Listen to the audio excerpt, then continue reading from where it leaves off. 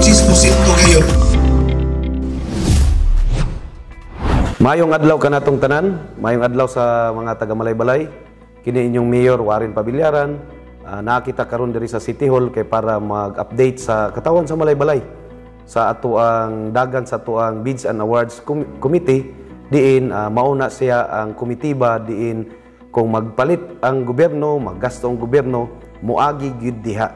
Kana siya balaod kana siya ang 9184, ang Government Procurement Act, gani na bagwa na karon na balaod. So nakita sa tong tinuig na pag-update sa katawan sa Malaybalay. So adtong 2024 sugod sa January paingon sa December, tanan gasto na giagi sa atong bidding kay tanan magyud gastohon sa isa ka LGU iagi magyud og bidding. Dili pwede na diretso gawas siguro sa mga sweldo. So tanan nato na kwarta moagi man gyud diha. Ug mao kani atong report sa 2024 nakitay gross savings na 104,696,782 pesos and 19 centavos. So kung boto na naon tanan nato nagipangpalit mga project nato gigastuhan nato gitotal kana dayon nakitay na saving na kana na amount. Now namatay na tawag na saving during sa pagpicor pero naputay gidugang na katong repeat orders. Katong bitong gi-explain ako sa una katong sa handog pamasko na example katong handog pamasko is 29 million atong mabayad tungod kay naka-less kita, nakabayad lang kita 25.3 so naka-save kita 3.7. Isa na to sa repeat order. Katupong sa mais na nagpait kitag binhi o abono, nakasave kita og 10 million ito. So, kato na amount, ang 10 million o katong 3.7, gi-repeat order to siya. So, kung i-minus gito siya sa total savings na 104 million plus, mag-net lang yun ta o savings na 93,106,282 pesos and 19 centavos. Kung kini siya na amount mga igsuon, ay mong kabalaka kay mabalik raman ni sa panudlanan sa Malaybalay. Maabot niya dito sa General Fund, dayon diin, mahimo siyang supplemental budget number 1, series of 2025. Kaya ang annual budget sa 2025, gi-prepare naman atong 2024, gi-review sa atong sangguniang panglungsod, gi-aprobahan nila o pagsugod og January, mauna na atong Biblia unsaon nato paggasto ang kwarta sa dakbayan sa Malaybalay. Maghimo lang gyapon ko ang naglain na report o pila toy amount o kano sa susya magsugod o unsaon puday nato nato gipanghapak ang mga priority na mga gasto na. Pero sa pagkakaron, kanina report, kanina update para lang ni sa katawhan na ma-update kamo na ang gobyerno sa Malaybalay na naningkamot gayud na makasave kita kay mao man po na ang mando gyud sa atong balaod ang local government code na diin ang best interest gyud sa katawhan sa Malaybalay ang atuang unahon. So mga igsoon, isip mayor sa Malaybalay, akong trabaho na mag-inform sa inyo ha ug unsa na ang kakahitabo o unsay dagan sa atong pag-procure diri.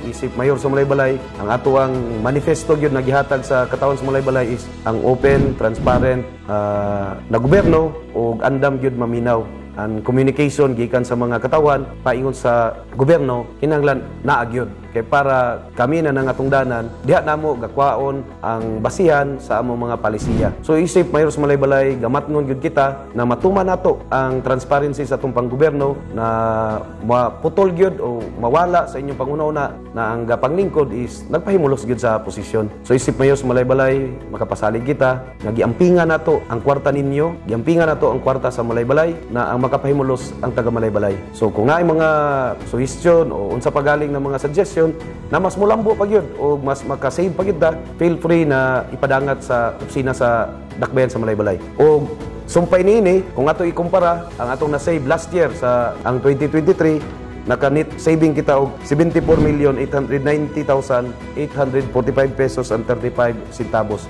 So from January to December sa tuig 2023 mao na ato ang na save.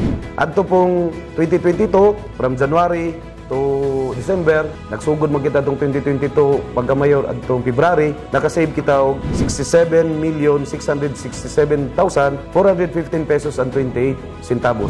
So sa 2022, nakasave kita. Sa 2023, nakasave kita. Sa 2024, nakasave sad kita. So kung ato ning itotal, dako-dako na gid ang nasave sa Malaybalay. And once again, makapasalig kami na kanina amount, mabalik ra gyud ni sa inyo ha. So mga igsoon, diri nato makita na kung subayon lang gyud ang proseso, subayon lang gyud ang insakto na pamagi, ang mabulahan ang katawhan gayon. Kay kani sa katawan sa balay-balay sa naganlain na serbisyo. For example, medical assistance o uban pa ng mga assistance, burial assistance, educational assistance, ug tanan ng mga project na panginahanglanon gyud kayo sa dakbayan sa balay-balay. So, daghang salamat. Panginaot ko na nakahatag ni og dakong kahibalo sa inyo og mo samot ang inyong salig sa gobyerno. Kana lang gyud ang mong pangandoy na inyong salig dili mapapa kay ako gatuo na ang otoridad o gahom sa gobyerno nagagikan gyud sa katawhan. Daghang salamat ug maayong adlaw kanatong tanan. Sa katang balay-balay.